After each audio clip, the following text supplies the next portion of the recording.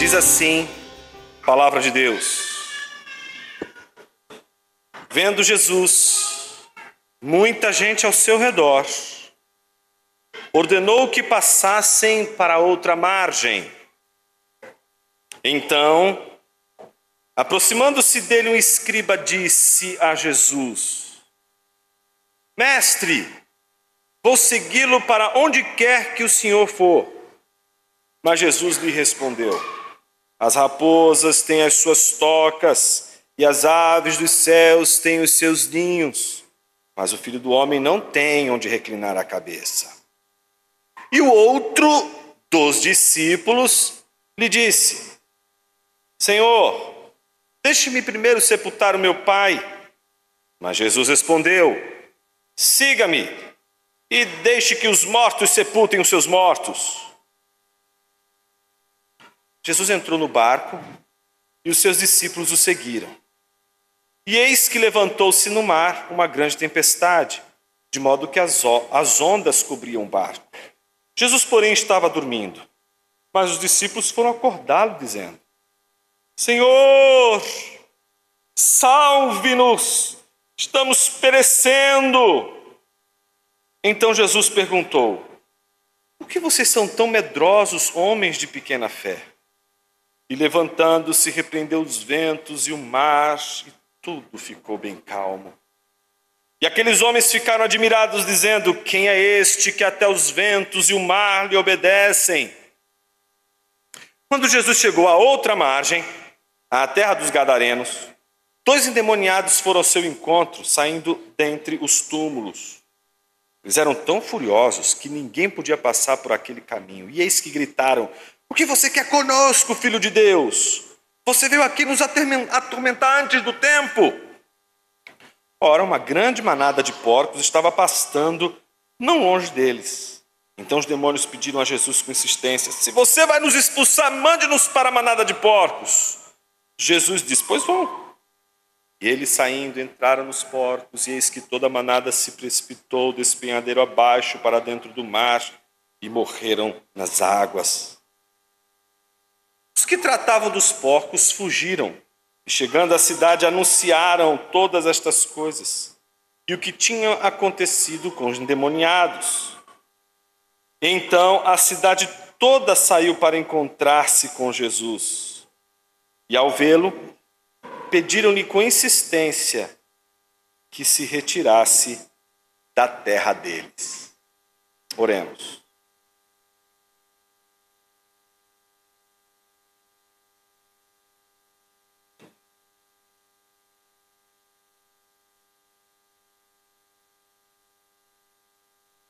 Senhor Deus e Pai, que não nos falte a luz do Teu Espírito nesta manhã, porque sem ela teremos apenas sabedoria humana, mas não aquela que vem do alto, que edifica e transforma, que muda de dentro para fora. Nos quebrantamos diante da Tua palavra e do que nos comprometemos ao cantar que tudo daríamos a Ti. Isso nessa hora, olha o nosso coração, para que esse louco coração descubra na loucura de Suas obras. O Senhor também salva corações endoidecidos, enlouquecidos, desequilibrados, turbulentos, angustiados. E é isso que nós te rogamos. Venha ao nosso encontro com a Tua santa e poderosa palavra. Amém.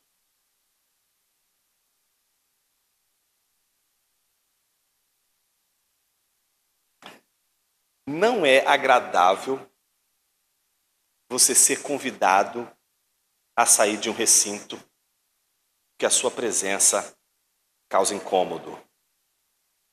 Talvez alguns podem lembrar aqui de algum momento da infância, quando jogando papel, aviãozinho, no meio da sala de aula, a professora chamou a atenção 1, 2, mas na terceira, fora! Outros aqui podem ter tido a experiência que não foi pela sorte, daqueles que, tirando para ver quem poderia jogar, foi tirado do time por conta de seu comportamento ou por conta da sua falta de habilidade, mas de alguma forma, fora.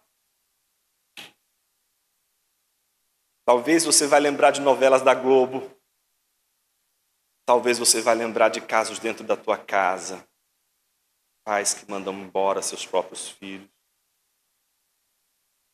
amigos que mandam embora de sua presença outros amigos, uma esposa traída que manda embora pela janela as roupas do marido depois de descobrir que ele havia traído. Não é fácil ser mandado embora, mas também não deveria ser fácil mandar embora. Mandar embora quem merece ir embora parece ser bem mais fácil quando tiver a mocinha que descobre que foi traída, jogando as coisas do homem seminu na rua, pela janela, não é? Ao fundo de La Vie en Rose, deveria causar dentro de nós uma certa alegria. Eu concordo com vocês, uma alegria mórbida, que um cristão não deveria sentir. Mas está mandando embora um calhorda, afinal de contas. Vamos celebrar. Mas mandar embora alguém com a qual não temos absolutamente nenhum motivo é de outra natureza.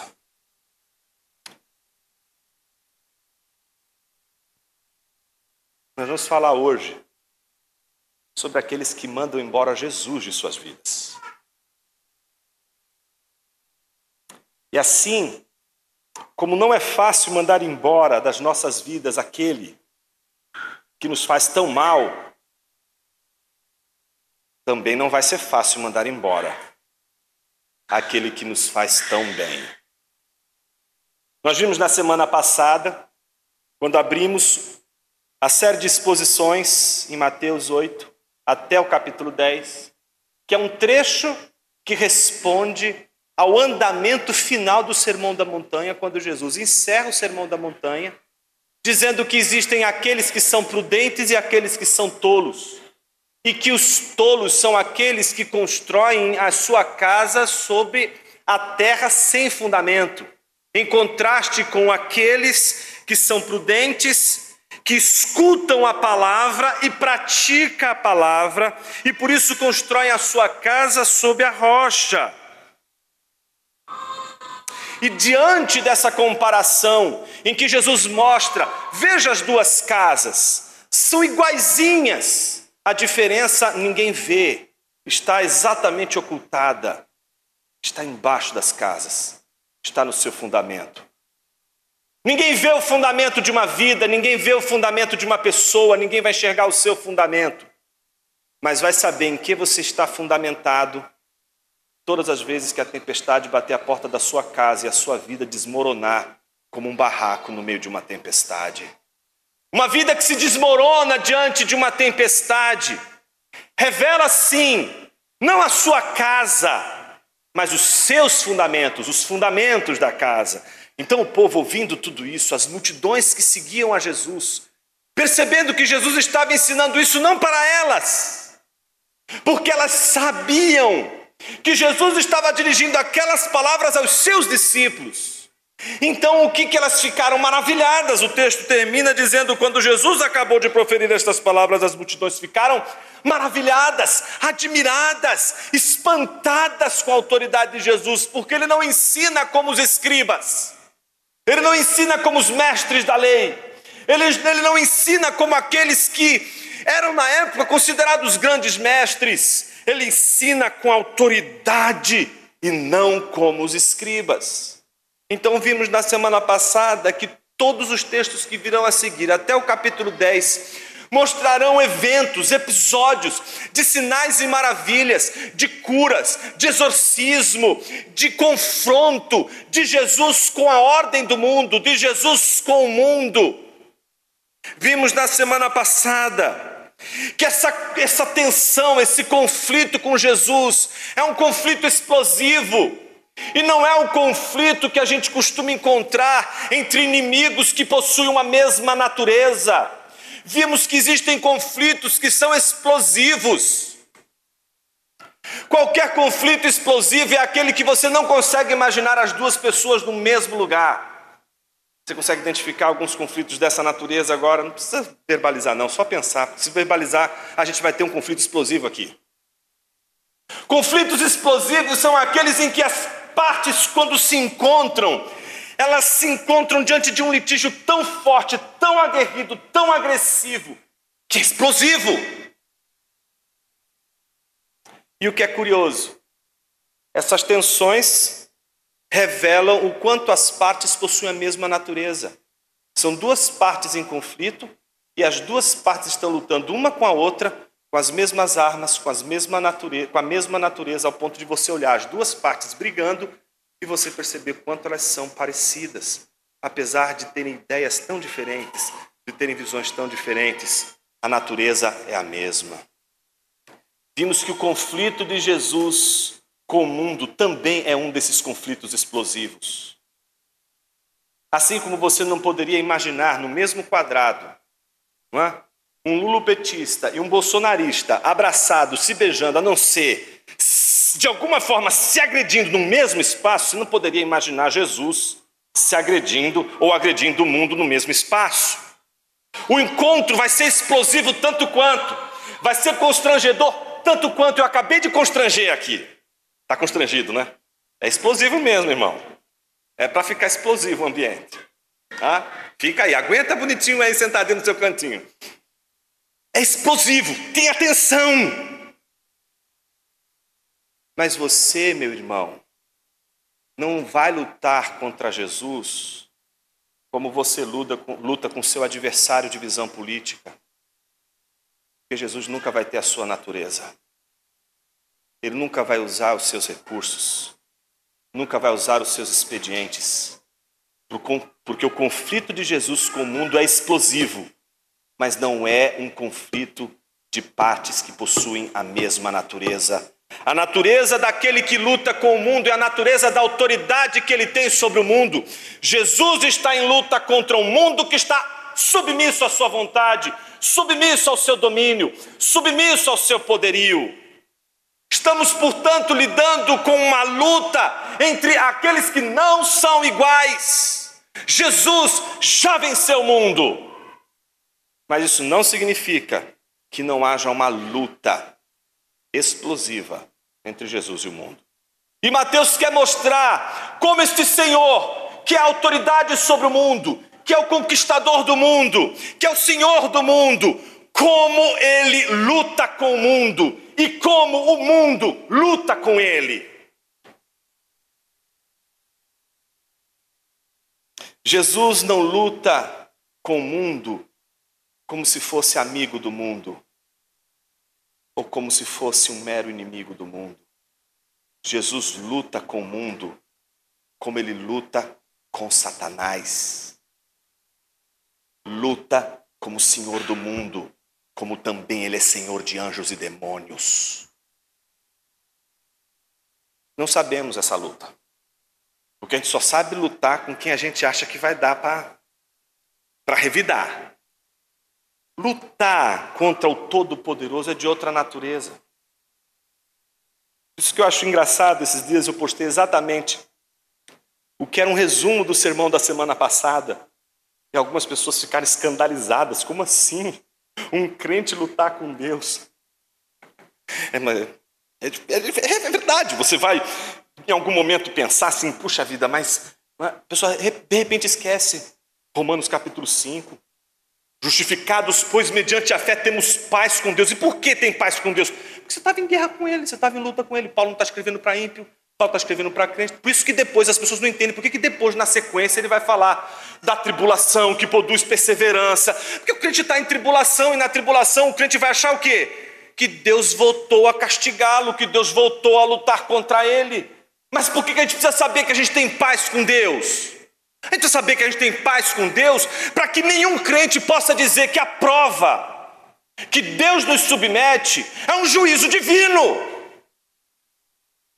Todas as vezes que você acha que a provação que você está passando é um juízo divino, você está em luta com Deus, sim. Você está achando que Deus está te punindo. Você está achando que Deus está punindo pelos seus pecados e pelos seus erros.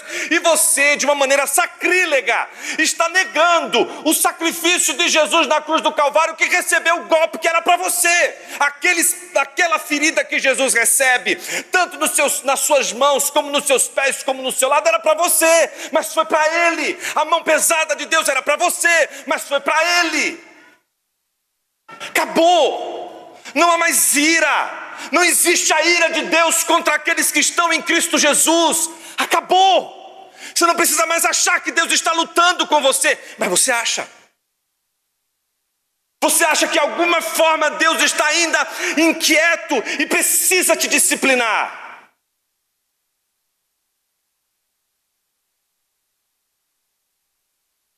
Vimos na semana passada que isso diz respeito ao mundo que nós somos. Nós somos esse mundo que luta também com Deus.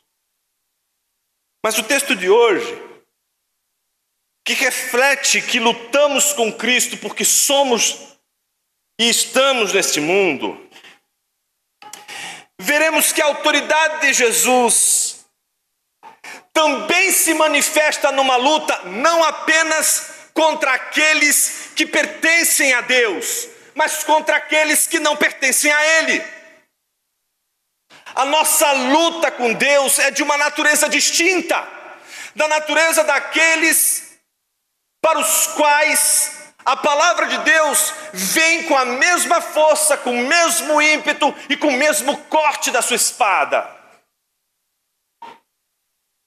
Como que a gente vai descobrir e ver isso no texto? Primeiro, descobrindo que esse texto, depois dos milagres que aconteceram no cair da tarde, e as multidões estão apinhadas ali ao lado de Jesus, o versículo 18 mostra que Jesus manda as multidões irem para o outro lado da margem. E o versículo 28 mostra o que acontece quando Jesus chega a essa outra margem. São 3 textos. E os 3 episódios que nós vamos ler agora, eles correspondem a 3 argumentos a favor da autoridade de Jesus.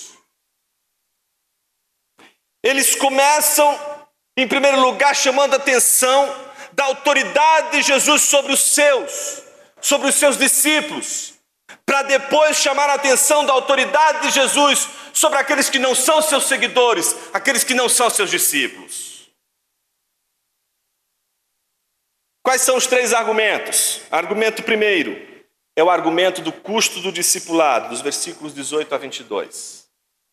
Segundo argumento é o argumento da qualidade da fé, dos versículos 23 a 27. Terceiro argumento, o argumento da submissão dos demônios, versículo 28 a 34.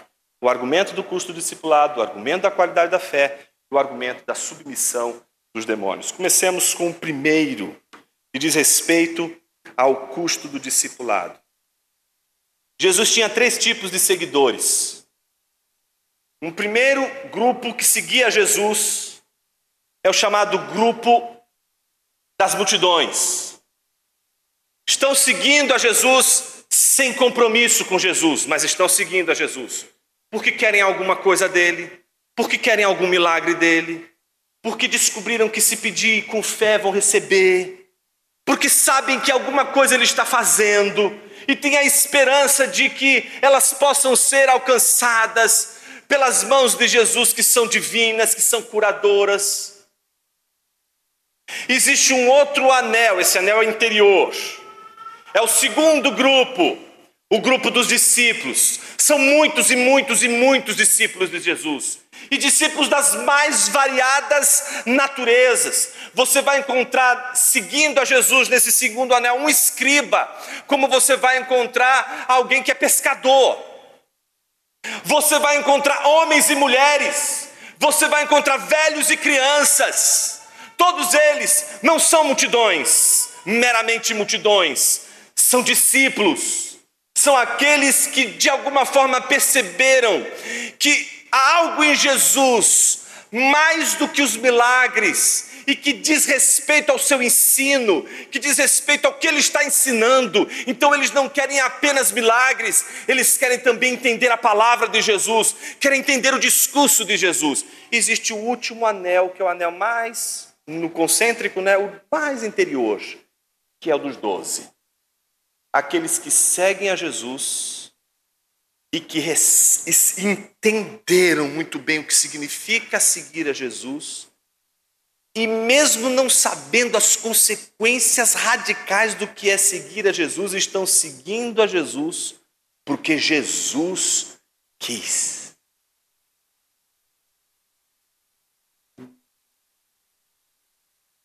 Senão a gente ia achar que Judas era alguém que passou ali de raspão.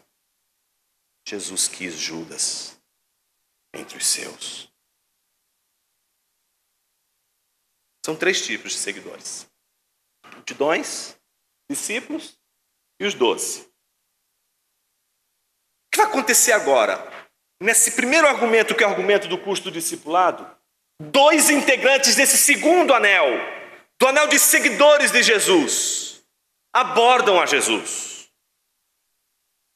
E eles abordam a Jesus depois que Mateus mostra que Jesus se despediu das multidões, mandou as multidões para o outro lado da margem, enquanto alguns dos que ficaram, dos discípulos, abordam ele. 2 discípulos abordam a Jesus. A gente sabe que são 2 discípulos, não porque apenas um escriba se aproxima de Jesus e faz uma pergunta, e faz uma afirmação, mas porque no versículo 21, o outro é denunciativo, outro discípulo de Jesus. Ou seja, não se trata de um escriba que simplesmente estava testando Jesus como vários outros escribas testariam.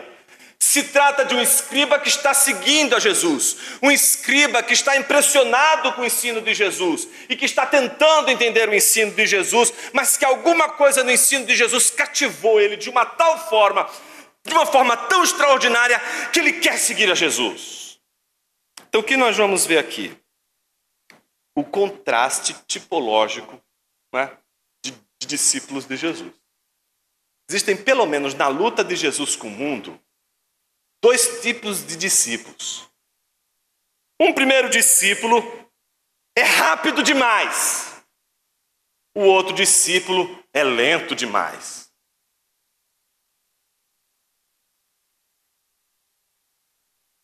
O mais rápido, o escriba. Observe que Mateus diz que aproximou-se dele um escriba. Ou seja, chegou perto de Jesus. E ao se aproximar de Jesus, diz a ele: mestre. Um escriba era um mestre. E essa abordagem dele já mostra que ele não se aproxima de Jesus sem reconhecê-lo como mestre. Chama-o de mestre. Faz toda a reverência, sabendo que se trata de um mestre. Ele não tem dúvidas de que Jesus é mestre. Aqui não temos uma ironia farisaica. Nós temos um escriba, que é um discípulo de Jesus, que é mestre em Israel, mas que está afetado pelo ensino de Jesus, está tão empolgado com o ensino de Jesus, sabe aquela empolgação maravilhosa, eu quero seguir a Jesus, e olha para Jesus e diz: mestre, vou segui-lo para onde quer que o Senhor for. Esse é o rápido demais. Você conhece pessoas rápidas demais? Elas se empolgam rápido demais. Vai ter uma coisa. Elas já ficam empolgadas. Vamos fazer isso, vamos fazer aquilo outro, sabe? Empolgação. Então, em geral, pessoas muito rápidas, elas não calculam muito bem o custo. Não é? Elas simplesmente dizem: vamos nesse restaurante mesmo. Mas e o preço? Não sei, vamos que vai ser muito bom. Aí chega a conta. Difícil, irmãos. Acho que fui rápido demais aqui na escolha. Não, o rápido demais, ele é imprudente. O rápido demais, ele acha uma coisa muito legal, e é legal mesmo. É legal mesmo. Mas não consegue perceber o custo. Por exemplo, tem muita gente que quer o ministério pastoral. Acha legal. Quero ser um mestre na igreja. Quero ser um pastor na igreja. Ou quero ensinar na igreja. Aí fica aquela animação. Eu quero. Rápido demais. O custo é caro. caro. E se a gente não calcula bem o custo, a gente não tem com que pagar, mas tem bastante empolgação. Mas na hora de chegar a conta, né, o dono do restaurante vai querer mais do que sua empolgação. E não adianta você dizer, estava soberbo, estava uma delícia. Olha, eu tenho tantos seguidores no Instagram, vou fazer uma propaganda. Tem um custo. Estamos diante, portanto, de um discípulo de Jesus que não calculou bem o custo. Mas como outro discípulo, promete lealdade. Os dois discípulos falam de promessas de lealdade. O primeiro discípulo, que é um mestre, é um escriba, chama Jesus de mestre, promete lealdade a ele, mas foi tão rápido para prometer que a gente não tem como saber se essa rapidez que ele tem para prometer lealdade a Cristo vai sustentá-lo justamente no momento em que ele tem de ser leal. Veja, não estamos falando do anel dos discípulos, estamos falando do anel dos 12. No anel dos 12 teve um que já foi rápido demais. Senhor, o mundo pode te abandonar, as pessoas podem te abandonar, mas eu seguirei ao Senhor até o fim. Jesus vai para ele, hoje mesmo você vai me negar 3 vezes. Imagina, o senhor está louco. O rápido demais, ele consegue ver muita coisa boa em Jesus, ver muita coisa boa na igreja, ver muita coisa boa no ministério pastoral, ver muita coisa interessante no reino de Deus e acha coisa linda, é tudo muito maravilhoso e vem aquela empolgação, mas não consegue encarar o peso de tudo aquilo. Eu não me lembro agora o pianista, mas é um pianista de música erudita, de música clássica, um polonês, estava tocou maravilhosamente no dia. Uma senhora no final da exibição dele foi cumprimentá-lo, ela também era pianista, e fez questão de cumprimentá-lo, dizendo assim, olha, o senhor toca maravilhosamente bem, eu daria a minha vida para tocar como o senhor toca. Ele olhou para a velha e disse assim, eu dei minha vida. Porque as pessoas veem o pianista tocando, veem ele fazendo coisas extraordinárias, e acham que aquilo vem por divina infusão do Espírito. Não consegue perceber que para aquele pianista chegar onde ele chegou, ele teve que ralar, teve um custo. Nossa geração não sabe mais lidar com custos. Porque lidar com custo não é lidar com um prazer imediato, é com um prazer longevo. E os prazeres imediatos, eles são meio que alucinógenos.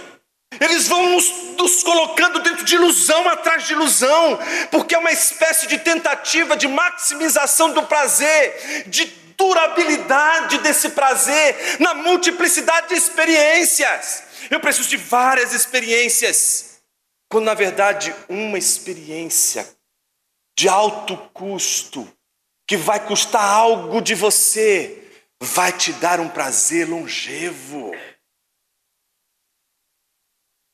As coisas mais longevas da vida são aquelas que a gente leva anos, décadas para construir, e numa noite, 8 minutos, 10 minutos, a gente põe tudo a perder.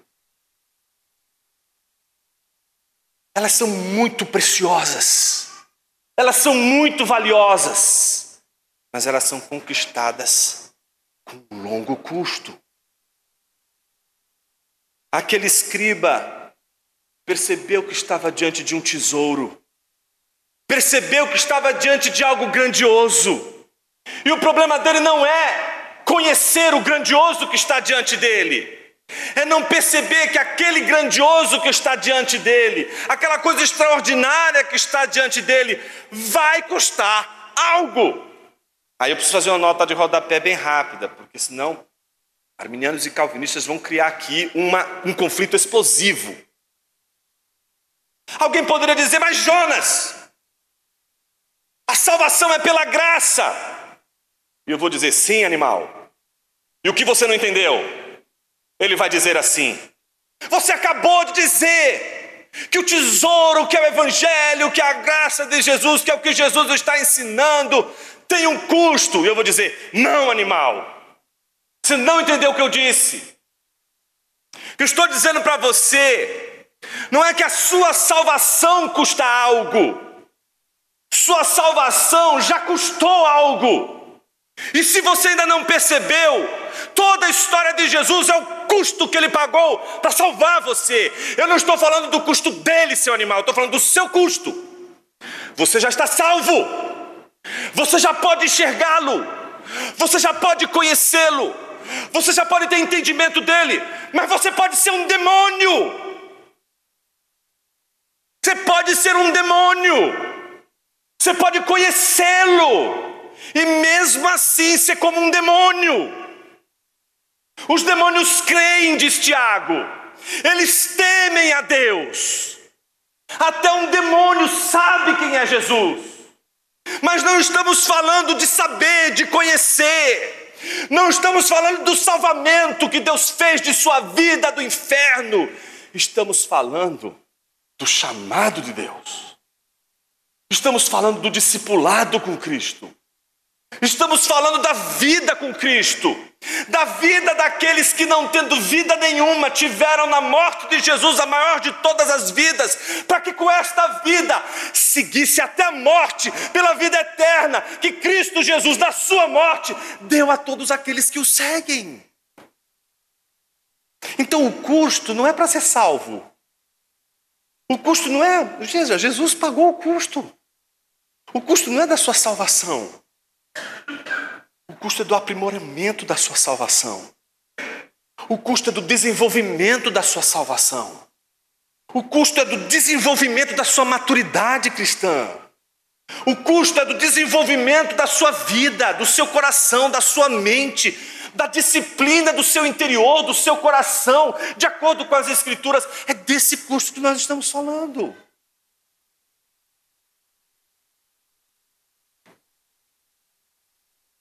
A resposta de Jesus é muito sintomática. Ele diz: as raposas têm suas tocas e as aves dos céus têm seus ninhos, mas o Filho do Homem não tem onde reclinar a cabeça. Filho do Homem é um título cristológico que desde o texto de Daniel 7, na tradição que chega até Jesus, associa esse título, o Filho do Homem, a uma figura de realeza, a um homem que vem nos céus com poder e glória, que vem para estabelecer o reino de Deus, mas que vem para estabelecer o reino de Deus sob sofrimento. Jesus associa o Filho do Homem ao sofrimento. Por exemplo, quando você abre a Bíblia em Lucas, capítulo 9, versículo 20 em diante, você vai ver que depois que Pedro diz, o Cristo de Deus, a resposta à pergunta que Jesus havia feito, Jesus diz: porém, advertindo-os, mandou que a ninguém declarassem tal coisa, dizendo: é necessário que o Filho do Homem sofra muitas coisas, seja rejeitado pelos anciãos, pelos principais sacerdotes, pelos escribas, seja morto e no terceiro dia ressuscite. Jesus ele não evoca a figura do Messias, porque sabia que a figura do Messias está atrelada ao êxito, à vitória, à glória, ao triunfo.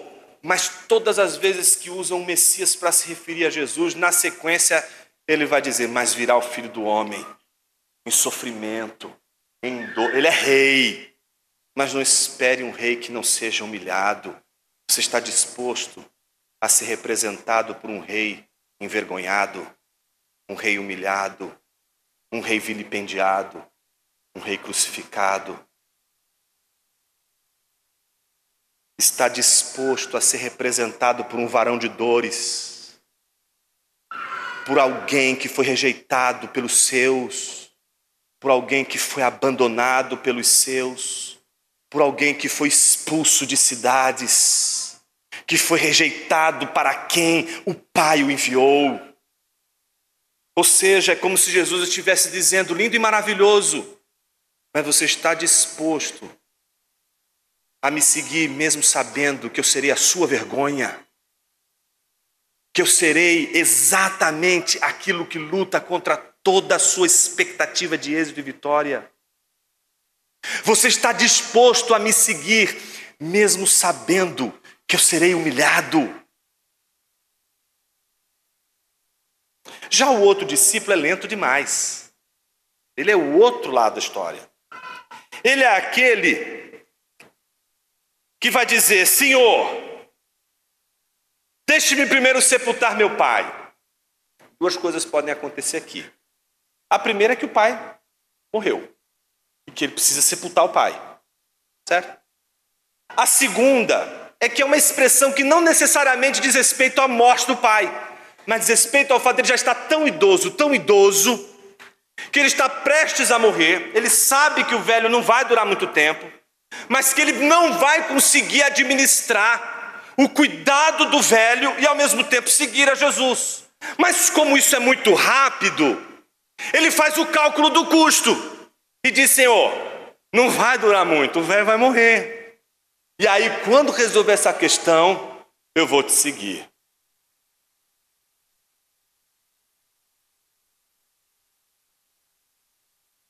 É interessante porque, além de tudo isso, nós sabemos que a ordem do mandamento era de honrar o pai e a mãe. Então ele está prometendo uma lealdade a Jesus, mas ao mesmo tempo dizendo: eu preciso ser leal ao meu pai. Preciso agora cumprir a minha obrigação. Então, no cálculo do custo dele, o que ele está dizendo? Eu prometo lealdade ao Senhor, mas depois que eu cumprir a minha lealdade que eu prestei aos meus pais. Quando a gente olha essa passagem logo de cara, a gente num primeiro momento fica perguntando assim: mas será que a resposta de Jesus foi uma resposta adequada? Isso no alto da nossa soberba, né, e tendência quase que já estou sentindo a fogueira aqui acendendo aqui. Né? Que é: siga-me e deixe que os mortos sepultem os mortos. Imagina a cena: o cara acabou, o pai morrer. Deixa seu pai, vem me seguir. O morto cuida do morto. Eita. Aí fica um negócio meio frio, né? Mas aí se é do outro lado, também não ajuda muito, né? Porque o velho está quase para morrer. Ele diz assim: deixa os mortos que cuidam dos mortos, me siga.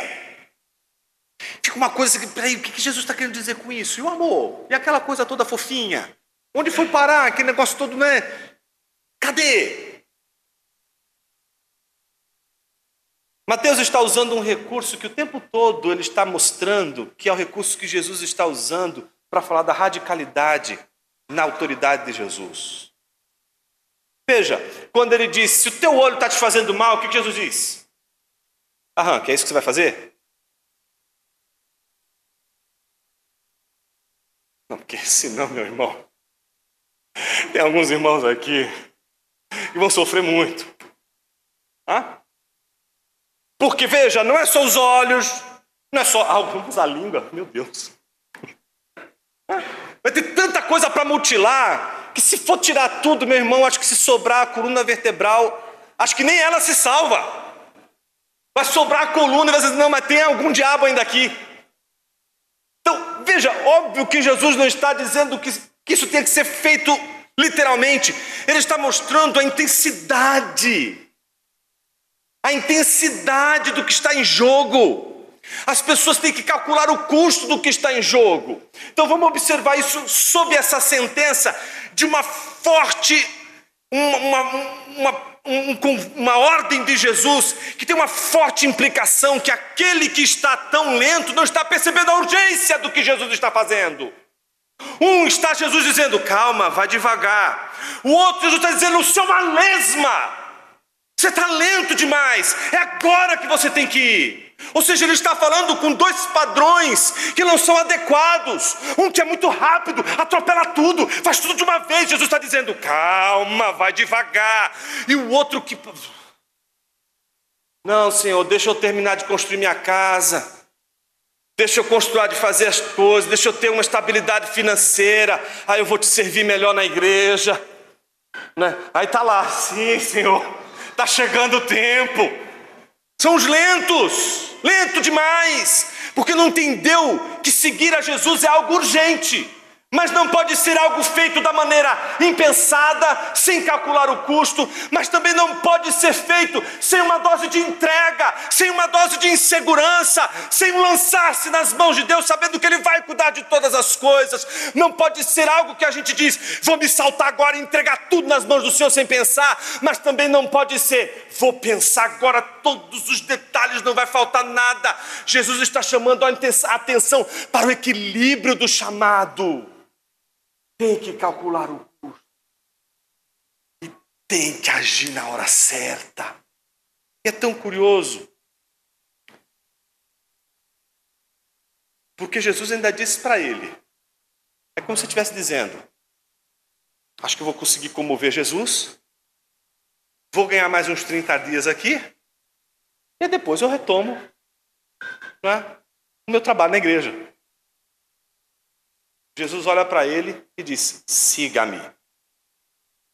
Deixe que os mortos enterrem seus mortos. Que ambiguidade maravilhosa, não? São dois mortos que Jesus está se falando aqui. Deixe que os mortos em seu coração, que não foram chamados por Jesus, que não são vivos, deixem aqueles que não têm um Senhor como você.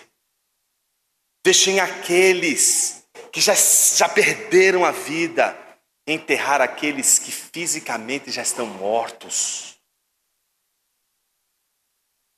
É como se Jesus estivesse dizendo, enterre seu pai. E eu já sei que não há mais nada dentro do teu peito. Não há mais amor a Deus no seu peito.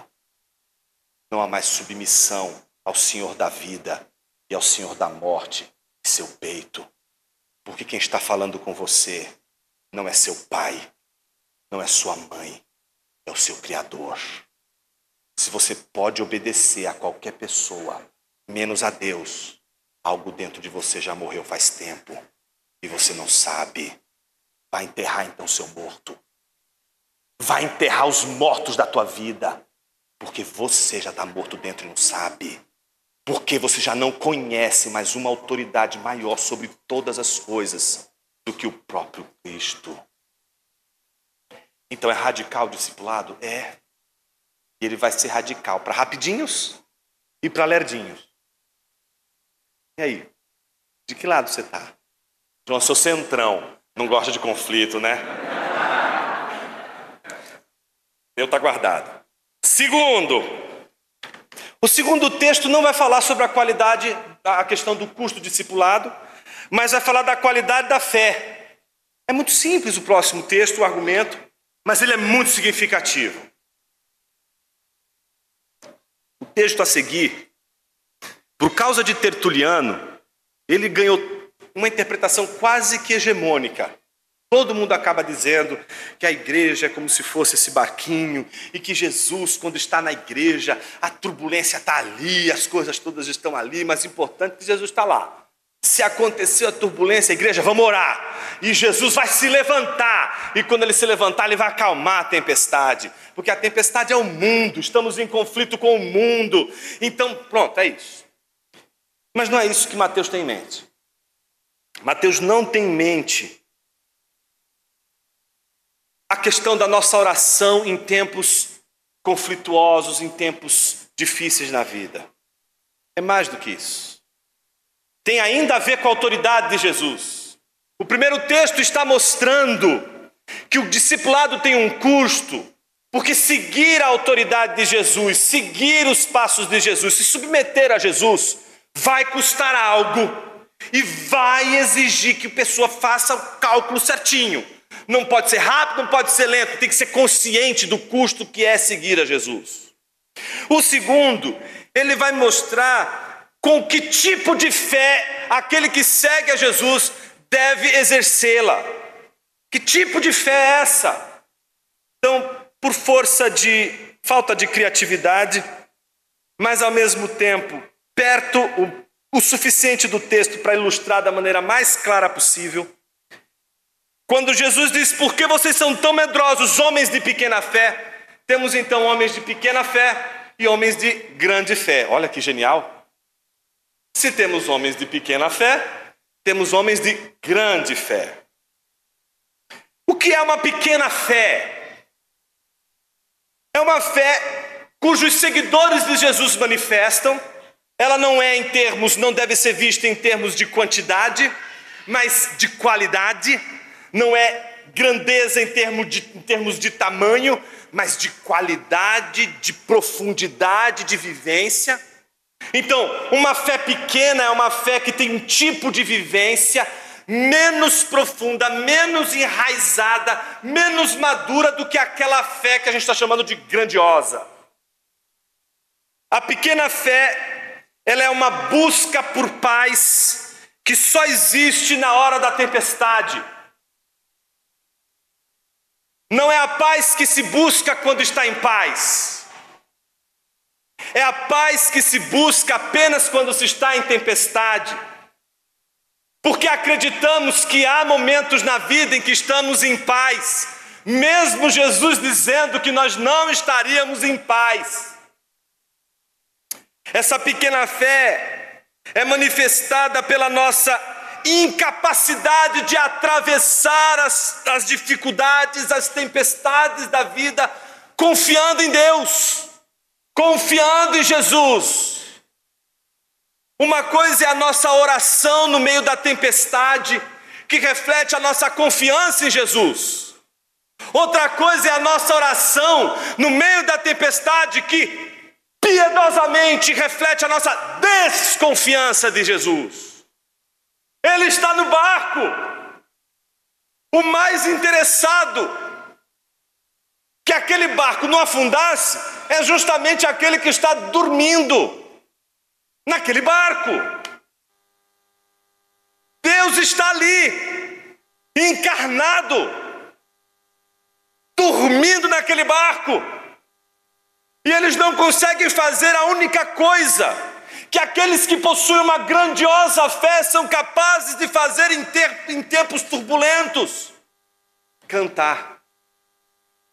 É surpreendente que eles não cantem nessa hora, porque em geral a gente não consegue cantar. A gente só consegue cantar: as ondas atendem ao seu mandar, sossegai, sossegai. Só consegue cantar isso no culto de domingo quando está tudo bem.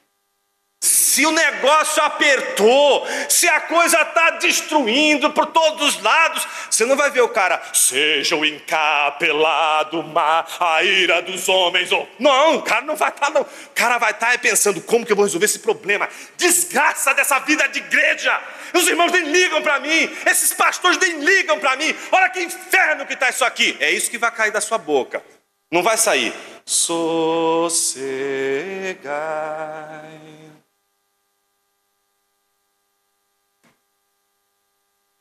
Então, a fé pequena, de qualidade pequena, ela é fé. Tanto é que Jesus atende. Jesus não vai dizer: desgraçado de discípulo que tem fé pequena. Se fizesse isso, estava todo mundo aqui ferrado, viu? Não vai fazer isso. É que se a gente soubesse quem é Jesus, que é o que Jesus esperava que aquele escriba soubesse, quem é que está falando com ele, que aquele outro que quis enterrar o pai soubesse quem é, você sabe com quem que você está falando, que aqueles que estão no barco também pudessem dizer: você sabe quem é que está dormindo aqui? Bora, vamos cantar, agora é hora de culto, agora é hora de celebrar, de entoar hinos ao Senhor, porque este barco não está só com a gente aqui, a gente tem a garantia de que isso aqui não vai para o buraco ou para o fundo do mar. A gente sabe que isso aqui não vai dar errado, não porque a gente está nesse negócio, mas porque ele está aqui, e não importa se ele está dormindo, não importa se parece que ele está em silêncio, não importa se já oramos e já clamamos e ele não responde, ele está aqui, ele está ali. Ou alguém vai fazer com Jesus o que fizeram com Jonas? Imagina os discípulos lendo: isso já aconteceu alguma vez na história. Temos uma tempestade diferente lá, é um lago, não vai ter baleia ou grande peixe. Está dormindo, né? Vamos jogar homem ao mar, aí mandam Jesus para fora do barco. É uma maneira de você simplesmente mandar embora alguém que está presente para salvar. Por isso que a pequena fé não pode ser rejeitada, porque ela não chega às vias do endemoniamento. Ela está no meio caminho, mas ela não está endemoniada, fique em paz. Essa fé, ela é suficiente para temer e saber que não era para a gente ficar desesperado agora. O Senhor está aqui nesse barco. Não é para a gente temer. Vamos cantar os nossos hinos aqui, seguir a viagem, porque Ele está nesse barco. Vamos confiar na sua palavra. No final vai dar tudo certo. Mas não conseguimos fazer isso. Ficamos desesperados. E agora a gente tem um grande desafio. Sabe qual é o grande desafio? Acordar Jesus. Meus irmãos, você já experimentou acordar alguém que está cansado? Imagina, o sujeito está dormindo no meio de uma tempestade. Você só dorme assim, irmão. Sabe aquele dia que você está arrebentado? Aí você está vendo, você está dormindo. Aí depois você só acorda, olha, você não viu o que aconteceu? Assim, não vi nada. E a primeira coisa que eu estou vendo é você hoje. Meu sono foi profundo, pesado. Já experimentou acordar alguém no meio de um descanso, alguém que estava brutalmente cansado? Imagina acordar Deus, da soneca dele ali. Quem vai é você. Rapaz, na hora do medo, a primeira coisa que eles pedem é o temor a Deus. O Senhor está ali, eles pedem primeiro, Jesus, Jesus, socorre-nos, está afundando o barco. Meus irmãos, percebam o humor de Jesus. Por que vocês são tão medrosos, homens de pequena fé? Imagina o barco jogando para um lado para o outro, aquela bagunça toda, o inferno todo acontecendo. Jesus, vocês estão com medo disso aqui? Jesus, estou dormindo, vocês me acordaram para isso. Vocês oraram por causa disso, vocês deviam orar por causa de vocês, por causa da falta de fé de vocês. A oração de vocês deveria ser o contrário. Vocês não deveriam me acordar, vocês deveriam dobrar o joelho e dizer assim: Senhor, ajuda a gente, porque Ele está aqui, e mesmo assim a gente está duvidando, ajuda. Mas não, vocês vieram acordar Jesus, e o que Jesus faz? Nunca duvide do poder da fé pequena, viu? Porque Jesus também resolve atendê-la. E a Bíblia diz que naquela mesma hora, Ele repreendeu os ventos e o mar. Mas não pense você, que ao exercer a fé pequena, e Jesus atender a oração da fé pequena, que por isso você está seguindo a Jesus, como Ele gostaria que você seguisse. A palavra desta hora não é para que você se contente com a fé pequena. A palavra de agora é para que você saiba que a fé pequena, ela reflete a sua desconfiança de Jesus, a sua impaciência, a sua incapacidade de dizer: Senhor, vai passar isso aqui, mas eu não estou acreditando, mas eu vou ficar aqui. Eu vou ter paz na minha alma. E vou continuar porque o Senhor está aqui. E se o Senhor está aqui, eu sei que tudo nessa vida tem um propósito. Não há absolutamente nada que escape à sua providência. Mas algo extraordinário acontece. Assim como Ele ordena que o rapaz seja curado, como a gente viu no caso do leproso, Ele repreende o vento, Ele repreende o mar. E o mar e o vento ouvem a voz de Jesus, escutam a voz de Jesus e obedecem à voz de Jesus, como Jesus gostaria que seus discípulos o obedecessem.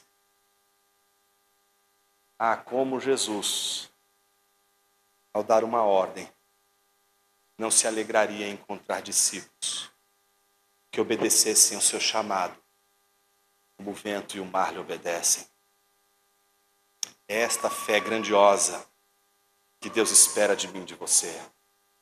Não a fé que nos coloca como pedintes, como gente que carece da graça e da misericórdia de Deus, mas a fé que nos coloca como gente que carece da graça de Deus, mas confia nele e encontra contentamento na tribulação. A Bíblia diz que os discípulos ficaram admirados, e agora é o contrário. Se as multidões, olha que contraste maravilhoso. Se no final do Sermão da Montanha, justamente aqueles que têm a fé pequena, porque querem os milagres, dizem: nossa, como ele ensina com autoridade, como ele fala com poder. Agora é aqueles que estão seguindo a Jesus porque entendem, querem entender o seu ministério, querem entender a sua pregação. São eles que agora estão admirados com sinais e maravilhas que ele está fazendo. Como se aqueles que tivessem a fé pequena fossem sempre chamados por Jesus a ter uma fé grandiosa. E uma fé grandiosa não é só uma fé que recorre a Jesus na hora das tribulações. É uma fé que confia no Senhor Jesus nas tribulações. São duas experiências de paz que você pode ter na vida. Uma é aquela paz que só será experimentada quando Deus te livrar. A outra é aquela paz que você vai experimentar no meio da tempestade, no meio da situação turbulenta, na hora da situação mais terrível da sua vida. Ter paz. Como encerra o nosso sermão? Com o último e mais soturno argumento, que é a da submissão dos demônios. Quando enfim Jesus chega à outra margem, ele encontra 2 gadarenos. Gadara é uma região de Decápolis, que é uma região, naquela época, basicamente constituída de gentios. Por isso que eles gostam de carne de porco. Tá? Qualquer piadinha de mau gosto, quando estiver lá na porta, na igreja, será sumariamente respondida à altura. Então, voltando às coisas que realmente importam. Os gadarenos, eles tinham manadas de porcos. E aí você vai entender de onde que o filho mais moço se meteu. Ele vai se meter no meio de um contexto de pessoas que não são do contexto judaico, onde hegemonicamente estão envolvidas com o paganismo, são gentios. Então, uma região basicamente de gentios. E o texto diz que 2 endemoniados, imagina, você está andando lá do cemitério, de repente 2 endemoniados surgem na sua frente, gritando. A Bíblia diz que todo mundo morria de medo dos caras. Quem é que fica na frente dos 2? Ninguém, né? Fica apavorado. Imagina, aqueles 2 saíam das sepulturas, gritando. Saíam das sepulturas, dos túmulos, furiosos. Eu não consigo imaginar um endemoniado saindo de uma sepultura, igual o clipe do Michael Jackson, né? Não vai sair daquele jeito. Não espere isso, não vai acontecer. Não vai ser assim que você vai encontrar um endemoniado na sua frente. Mas também você não vai encontrar um endemoniado olhando para você dizendo: por gentileza, onde fica o próximo túmulo onde eu vou te enterrar? Você não vai ver, né? É violento, é conflituoso, é explosivo. O confronto com os demônios é inevitável. Não tem como andar com Jesus e não envolver a vida com Cristo uma luta espiritual. Nós somos sim uma igreja conservadora, tradicional em doutrina, um monte de coisa, mas a gente acredita sim na luta espiritual. Existe sim demônios. Se você não quiser, eu te apresento uns aí. Só você me procurar que eu vou te mostrar uns bem legais para você conhecer. Você nunca mais vai duvidar. Aliás, não só eu, alguns dos meus irmãos que trabalham aqui como presidente da igreja vão ter vontade de apresentar para vocês. Demônios existem.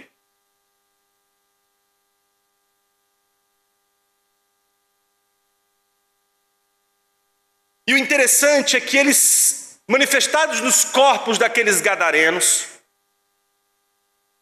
eles reagem com uma violência tão grande que quando eles encontram Jesus, eles fazem a mesma confissão de Pedro. Isso é um demônio piedoso. Se você nunca viu, agora você vai ver um. Porque ninguém, a não ser Pedro, olhou e disse: tu és o Cristo, Filho de Deus. Agora os demônios aparecem diante de Jesus e fazem a confissão de Pedro que os outros não fazem. Que Jesus chega a olhar para Pedro e diz assim: olha, Pedro, você só chegou a essa conclusão porque o Espírito Santo te revelou. Ou seja, para Pedro chegar à confissão de que Jesus era o Filho de Deus, ele contou com a urgência da ação do Espírito sobre ele. O demônio concluiu isso em 2 minutos.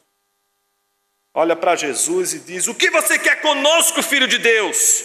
E mais do que isso, a fala dos demônios dizem que eles já sabem que no conflito com o Cristo, eles estão derrotados. Eles sabem que o conflito entre eles e Jesus é um conflito explosivo, mas não é um conflito de naturezas iguais. Jesus e os demônios não possuem a mesma natureza, é o Criador e a criatura em conflito, e os demônios sabem que já estão derrotados, tanto sabem que estão derrotados que dizem a Jesus: por que você veio nos atormentar antes da hora? A gente já sabe que a gente vai ser derrotado, que vai acontecer um monte de coisa no futuro, porque você está vindo antes. Deixa a gente curtir um pouco esse gadareno, deixa eu curtir um pouco esse membro da Igreja Batista aqui, fazer uns negocinhos com ele aqui, tranquilo.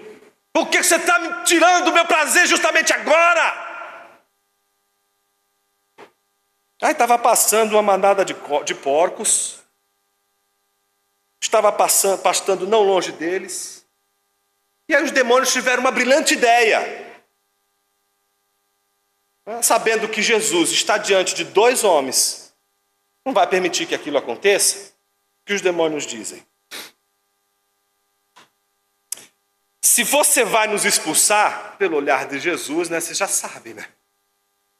E Jesus disse: se você já vai expulsar, manda a gente para essa manada aqui de porcos, porque todo movimento que alimenta os demônios é o movimento da destruição. Veio para matar, roubar e destruir. A finalidade existencial, o prazer existencial de um demônio é a destruição final de qualquer coisa. Tudo que o demônio toca, tudo que Satã toca, visa no final a destruição de tudo. Então o que Jesus faz? Assombrosamente, Jesus disse: pois vão. Imagina se Jesus tivesse naquela época o pessoal, não é, do ecochato, do direito dos animais, essa coisa toda, seria terrível. Agora Jesus ia passar um cancelamento total agora. Jesus ia ser cancelado, porque Jesus o que fez na hora? Mandou tudo para os porcos. Alguém poderia dizer assim: mas claro, Jesus era um judeu. Quando ele olhou os porcos, ele disse assim: tem que ir para lá mesmo. Mas não é isso o que Mateus está dizendo. Mateus não está dizendo que Jesus estava sendo irresponsável com a criação, estava sendo irresponsável tratando mal os animais. Jesus não está fazendo absolutamente nada disso aqui no texto. Jesus está aqui e Mateus quer mostrar exatamente o confronto de Jesus com os demônios, mas também com os gadarenos. Não os gadarenos endemoniados que estavam ali com aqueles demônios todos, mas com todos aqueles que, mesmo recebendo Jesus e tendo Jesus em sua terra, e Jesus fazendo o que fez, conseguem se preocupar mais com porcos do que com pessoas. A Bíblia diz que eles, saindo, entraram nos corpos, e eis que toda a manada se precipitou do espinhadeiro abaixo para dentro do mar e morreram nas águas. Os que tratavam dos porcos fugiram, e chegando à cidade anunciaram todas as coisas e o que tinha acontecido com os endemoniados. Então a cidade toda saiu para encontrar-se com Jesus, e ao vê-lo, pediram-lhe com insistência que se retirasse da terra deles. É uma terra de gentios. E Mateus não está querendo outra coisa senão dizer para o seu leitor que o conflito de Jesus com o mundo não é apenas um conflito entre ele e os judeus, é um conflito também entre ele e os gentios. Não existe encontro com Jesus que não seja conflituoso. Não existe encontro com Jesus que não provoque conflito, que não provoque tensão. E os demônios, mais do que todos nós, sabem disso. Conhecem a Cristo. E o pior de tudo, mesmo sabendo que serão derrotados no final de toda a história da redenção, mesmo sabendo que nunca vencerão, mesmo sabendo que são derrotados, mesmo sabendo que Deus é soberano e que o seu Cristo é soberano tanto quanto, mesmo assim lutam com Ele, mesmo assim insistem em lutar com Ele, mesmo assim resistem a Ele, mesmo assim lutam contra Ele. A marca do demoníaco é a resistência à voz e à palavra de Deus. Em que haveria diferença entre a nossa atitude e a dos demônios?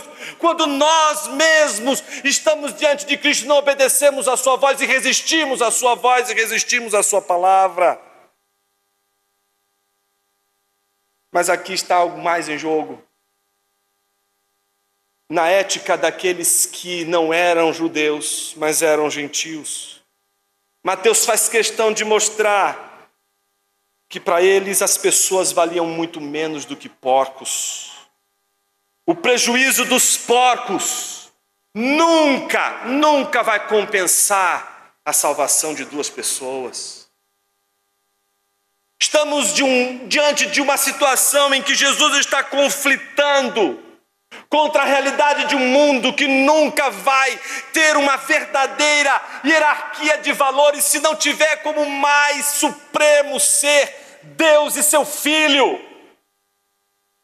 Todas as vezes que Deus e seu Filho não representar para a gente a ordem de tudo, todas as vezes que o Pai, o Filho, o Espírito não representar para a gente a maior de todas as instâncias, não vamos saber mais a diferença entre um porco e uma pessoa, entre um pet e uma criança, entre um velho e uma pessoa jovem, todo vigor.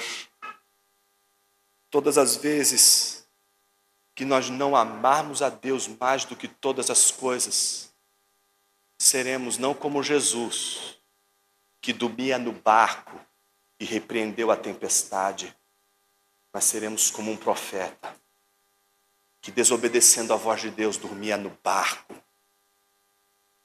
de maneira descarada e demoníaca, resistia à voz de Deus desobedecendo e foi lançado ao mar. E mesmo assim, amava mais uma planta do que aqueles ninivitas que foram convertidos pela pregação que ele mesmo havia feito. Se Deus não for a maior autoridade de sua vida, você não vai gastar um segundo conversando com seu colega de trabalho sobre o Evangelho.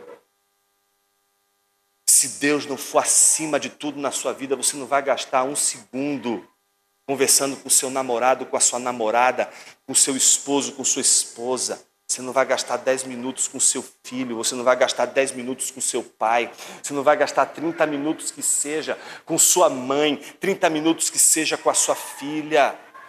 Se Cristo não for acima de tudo na sua vida, você não vai gastar um tempo de sua vida para supervisionar, para cuidar de um irmão da sua igreja, porque essa obrigação não é dos pastores, essa obrigação é de todos nós, de todos os membros da igreja, um cuidando do outro. Se nós não tivermos Deus acima de tudo, não vamos saber nos conduzir e nos submeter à autoridade da igreja. Se Deus não estiver acima de todas as coisas, nós não vamos saber agir nesse mundo em obediência a Ele. E o que Cristo nos ensinou? Que a obediência e não a salvação tem um grande custo para aquele que segue a Jesus. Porque a salvação, o custo foi o sangue de Jesus. Mas a nossa obediência custa o nosso sangue, custa a nossa vida. A Bíblia diz que cristãos no passado deram o seu sangue por amor a Jesus. Porque sabiam que o seu corpo não estava acima do amor a Jesus. E por isso podia ver suas mulheres grávidas com bebês ainda em seu próprio ventre, sendo estraçalhadas por leões, enquanto toda uma plateia aplaudia o espetáculo, o grande espetáculo daqueles que estavam agora oferecendo seus corpos vivos por amor a Cristo. E aí você está preocupado de ser cancelado por causa da sua fé. E aí você fica preocupado em que as pessoas vão achar de você quando você fala de Jesus. Você devia ficar preocupado quando você, em vez de falar de Jesus, fala de política. É disso que você tinha que ter vergonha. Vergonha na cara. Porque um crente, na hora da batalha, no conflito deste mundo, sabe que o que está em jogo não é o reino deste mundo, mas é uma alma que está diante de você. Enquanto estamos preocupados com os porcos desse mundo, com a desvantagem financeira desse mundo, com a economia desse mundo, estamos perdendo a maior de todas as batalhas, que é testemunhar fielmente o Evangelho de Cristo onde a gente está. A conversão do Evangelho só vem quando uma igreja prega o Evangelho. Então a gente não pode falar mais absolutamente nada enquanto nos falta o Evangelho no nosso dia a dia, na nossa boca, mas na nossa vivência, nos nossos atos. Jesus mudou e mudaria toda a estrutura de uma cidade só por tudo aquilo que ele fez por aqueles dois homens, mas não suportaram. É melhor ficar com o sistema todo arrumadinho, todo ajustado, do que Jesus mudar toda a história. E Jesus não vai entrar na minha e na tua vida para manter você e eu confortáveis. Ele vai colocar o dedinho e vai virar tudo do avesso. E essa é a minha oração nessa manhã, para que o conflito de Jesus com você, pagão, com você, crente dessa igreja, seja um conflito explosivo e que você saiba que você nunca vai lutar com ele como ele vai lutar com você. Você vai lutar com sua boca, você vai lutar com seus pensamentos, ele vai lutar com o sangue que ele já verteu por você e que já cobriu a sua multidão de pecados. Quero orar com você nessa manhã. Pai querido, tem misericórdia, Senhor, dos nossos corações, ensandecidamente lutam contra o Senhor e que não conseguem perceber quanto precisamos de Ti, quanto precisamos da Tua palavra. Senhor, precisamos ser mais prudentes quando falamos das Tuas coisas, mas também precisamos atender com urgência e não sermos displicentes e negligentes no chamado. Nos ajude, Senhor, na hora da tempestade, ao invés de manifestarmos uma fé pequena, que assim mesmo o Senhor atende, mas que a gente ouse a manifestar uma grandiosa fé, que é capaz de continuar guiando o barco, sabendo que se o Senhor é o Senhor de todas as coisas, então todas as coisas chegarão ao turno de acordo com a Tua vontade. Nos ajude a descansar na Tua vontade, Senhor. Nos ajude também a entender, Senhor, que não seríamos diferentes dos demônios se apenas soubéssemos que Tu és o Senhor do universo e que a nossa luta contra o Senhor jamais seria uma luta em que sairíamos vencedores e o Senhor vencido. Mas se resistimos ao Senhor como os demônios resistem, Senhor, o que será de nós, o Teu povo? Por isso pedimos, Senhor, nos ajude a lidar com todas as forças demoníacas que são contrárias à Tua vontade e a lutarmos a fim de nos submetermos à Sua poderosa palavra. E assim, Senhor, não vacilantes, mas firmes, professarmos dia a dia, com a nossa boca e com as nossas obras, que Tu és o Senhor. Que a nossa pregação seja, ao mesmo tempo, o anúncio do Evangelho e a encarnação do Evangelho no nosso jeito de viver. Assim oramos, no nome daquele que deu sua vida por nós, Jesus Cristo. Amém.